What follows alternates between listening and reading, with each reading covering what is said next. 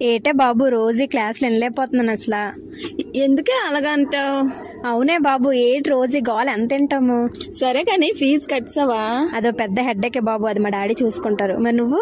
నేను మా నాన్న ఈ పంట ఈ నెల ఆఖరికి వస్తుందంటే అప్పుడు చూద్దామన్నారు. అవునా, సరే సరే.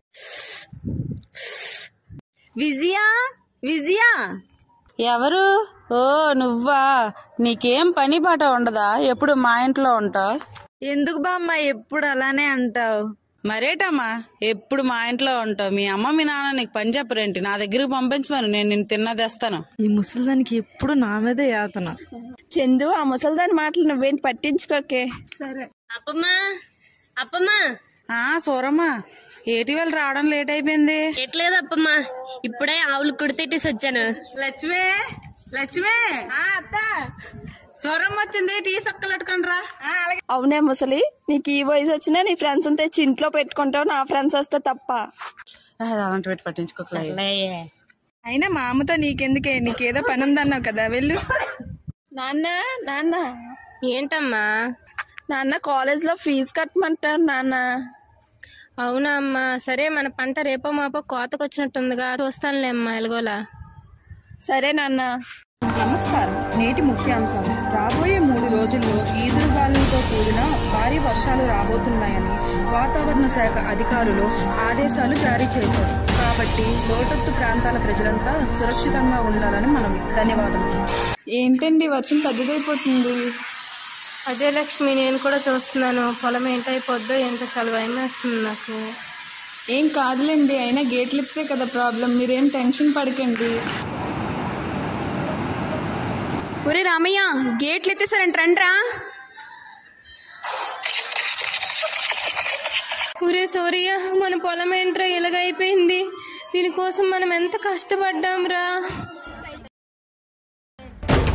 పొలిమి నడగందే తెలియదే మన్ను కాదు, ఇది స్వర్ణమంటూ చూపాలంటే పండే పొలము చెబుతుందే, పదునుగా నాటే నాగలి పోటే చేసిన మేలంటే తనువంతా విరబూసే గాయాలే వరమాలై. ఒరే, మనమంతా ఈ పొలం మీద ఆశలు పెట్టుకున్నాం కదరా. నా బంగారు తల్లి ఎన్నో ఆశలతో ఎదురు చూస్తూ ఉంటాదిరా. పిచ్చిది, తన ఫీజు కడతానని. రేపు నా కూతురు, నాన్న నా ఫీజు కట్టవా అంటే నేను తనకి ఏం సమాధానం చెప్పాలిరా? ఒరే, పిల్లల చదువు కోసం సర్పంచ్ దగ్గర అప్పు చేశానురా, ఇప్పుడు అప్పు ఎలా తీర్చాలిరా? అరే, వచ్చే నెల మా కూతురు పెళ్లి కూడా పెట్టుకున్నాను రా. ఇప్పుడు ఏం చేద్దాం రా? ఒరే, ఒక మార్గం ఉందిరా. మనం చనిపోతే మన ఇన్సూరెన్స్ డబ్బులు వస్తాయిరా. నిజమేరా, మన ఇన్సూరెన్స్ డబ్బులు అయితే వస్తాయి కానీ ఇకపై మనం మన కుటుంబంతో ఉండలేం కదరా.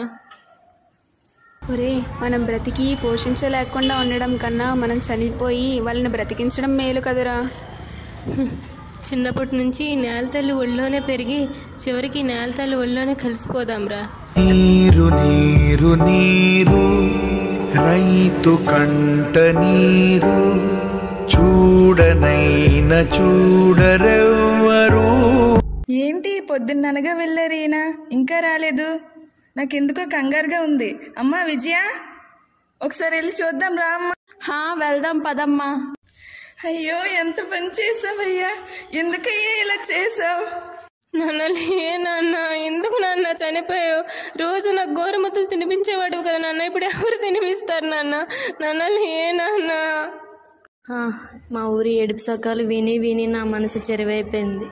అయినా ఇలాంటివి నాకు కొత్త కాదులే. నేను చచ్చేలోగా ఎన్ని చూడాలో.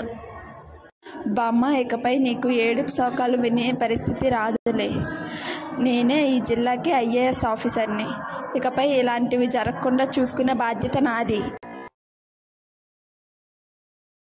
ఈ దేశంలో రైతుని బాగున్నావా అని అడగొద్దు బాబు. గవర్నమెంట్ వాళ్ళు ఇచ్చే విత్తనాలకి సగం పంటలు కూడా పండవు.